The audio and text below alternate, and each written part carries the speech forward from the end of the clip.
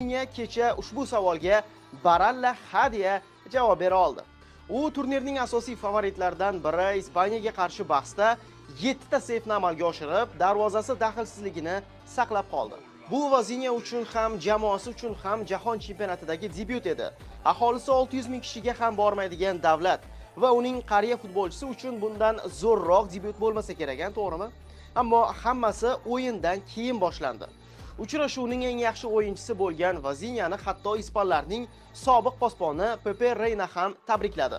Eng qizig'i esa Vozinhaning Instagramdagi obunachilari soni keskin ravishda ko'payishni boshladi. Ispaniyaga qarshi o'yingacha uning atiga 50 mingga yaqin obunachisi bor edi. Hozir esa 5 million 100 ming kishidan oshib ketdi. Atiga bir necha soat ichida. Ajoyib, a? Aytgancha, Vozinha futbolchining haqiqiy ismi emas. Uning haqiqiy ism sharifi Josimar Dias. Vozinha portugal tilida bu jon ma'nosini beradi.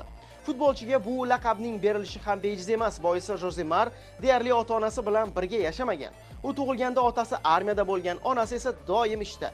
Bolakay bobosi va buvisining qo'lida tarbiya topgan.